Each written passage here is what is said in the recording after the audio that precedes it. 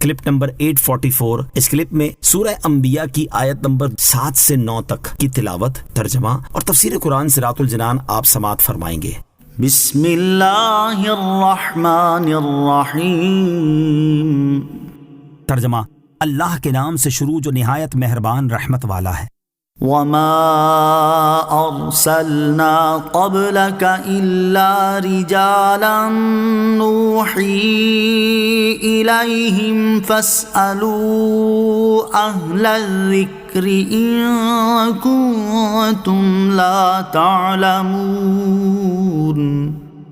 ترجمہ: اور ہم نے تم سے پہلے مرد ہی بھیجے جن کی طرف ہم وحی کرتے تھے، تو اے لوگو علم والوں سے پوچھو اگر تم نہیں جانتے۔ وما ارسلنا قبلك الا رجالا نوحی الیہم، اور ہم نے تم سے پہلے مرد ہی بھیجے جن کی طرف ہم وحی کرتے تھے۔ یہاں کفار مکہ کے سابقہ کلام کا رد کیا جا رہا ہے کہ انبیاء کرام علیہ الصلوۃ والسلام کا بشری صورت میں ظہور فرمانا نبوت کے منافی نہیں، کیونکہ نبی کریم علیہ الصلوۃ والسلام سے پہلے بھی ہمیشہ ایسا ہی ہوتا رہا ہے کہ اللہ تعالیٰ نے کسی قوم کی طرف فرشتے کو رسول بنا کر نہیں بھیجا، بلکہ سابقہ قوموں کے پاس بھی اللہ تعالیٰ نے جو نبی اور رسول بھیجے وہ سب انسان اور مرد ہی تھے، اور ان کی طرف اللہ تعالیٰ کی جانب سے فرشتوں کے ذریعے احکامات وغیرہ کی وحی کی جاتی تھی۔ اور جب اللہ تعالیٰ کا دستور ہی یہ ہے تو پھر سید المرسلین علیہ الصلوۃ والسلام کے بشری صورت میں ظہور فرمانے پر کیا اعتراض ہے؟ اس سے معلوم ہوا کہ تمام انبیاء علیہ الصلوۃ والسلام مرد تھے، کوئی عورت نبی نہ ہوئی۔ فاسألوا اہل الذکر ان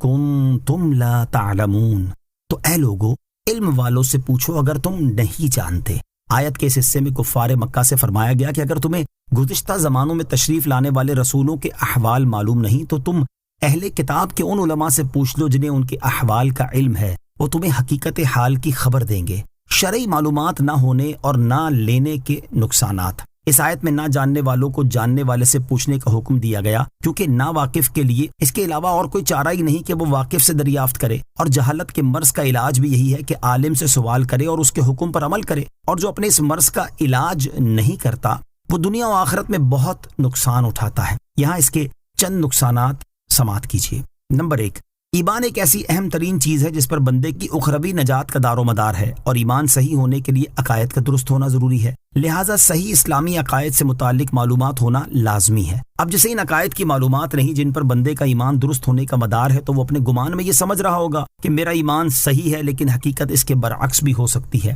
اور حقیقت برعکس ہوئی اور حالت کفر میں مر گیا تو آخرت میں ہمیشہ کے لیے جہنم میں رہنا پڑے گا اور اس کے انتہائی دردناک عذابات سہنے ہوں گے۔ نمبر 2، فرض و واجب اور دیگر عبادات کو شرعی طریقے کے مطابق ادا کرنا ضروری ہے، اس لیے ان کے شرعی طریقے کی معلومات ہونا بھی ضروری ہے۔ اب جیسے عبادات کے شرعی طریقے اور اس سے متعلق دیگر ضروری چیزوں کی معلومات نہیں ہوتی اور نہ وہ کسی عالم سے معلومات حاصل کرتا ہے تو مشقت اٹھانے کے سوا اسے کچھ حاصل نہیں ہوتا۔ جیسے نماز کے درست اور قابل قبول ہونے کے لیے طہارت ایک بنیادی شرط ہے، اور جس کی طہارت درست نہ ہو تو وہ اگرچہ برسوں تک تہجد کی نماز پڑھتا رہے، پابندی کے ساتھ 5 نمازیں باجماعت ادا کرتا رہے اور ساری رات نوافل پڑھنے میں مصروف رہے، اس کی یہ تمام عبادات رائگاں جائیں گی اور وہ ان کے ثواب سے محروم رہے گا۔ نمبر 3، کاروباری، معاشرتی اور ازدواجی زندگی کے بہت سے معاملات ایسے ہیں جن کے لیے شریعت نے کچھ اصول اور قوانین مقرر کی ہیں، اور انہی اصولوں پر ان معاملات کے حلال یا حرام ہونے کا مدار ہے، اور جسے ان اصول و قوانین کی معلومات نہ ہو اور نہ ہی وہ کسی سے ان کے بارے میں معلومات حاصل کرے تو حلال کی بجائے حرام میں مبتلا ہونے کا چانس زیادہ ہے، اور حرام میں مبتلا ہونا خود کو اللہ تعالیٰ کے عذاب کا حقدار ٹھہرانا ہے۔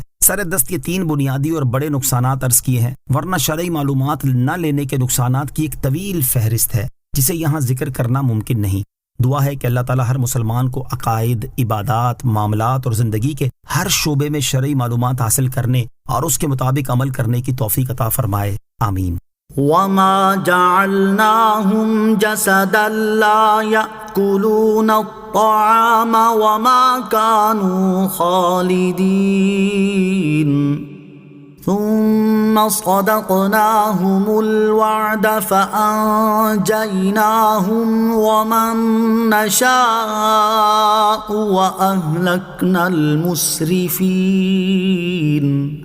ترجمہ، اور ہم نے انہیں کوئی ایسے بدن نہ بنایا تھا کہ وہ کھانا نہ کھائیں اور نہ وہ دنیا میں ہمیشہ رہنے والے تھے، پھر ہم نے اپنا وعدہ انہیں سچا کر دکھایا تو ہم نے انہیں اور جن کو چاہا نجات دی اور حد سے بڑھنے والوں کو ہلاک کر دیا۔ وما جعلناہم جسدا،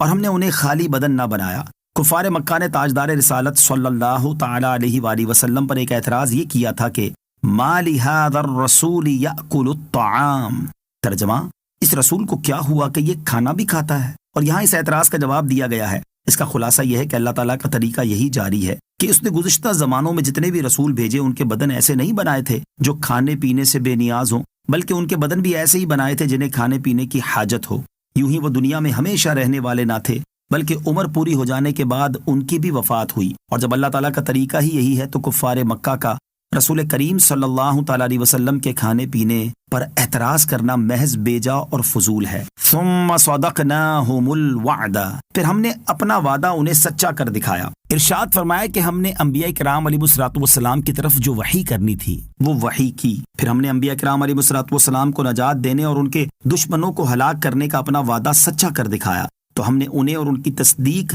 کرنے والے مومنوں کو نجات دی، اور انبیاء کرام علیہ الصلوۃ والسلام کی تکذیب کر کے حد سے بڑھنے والوں کو ہلاک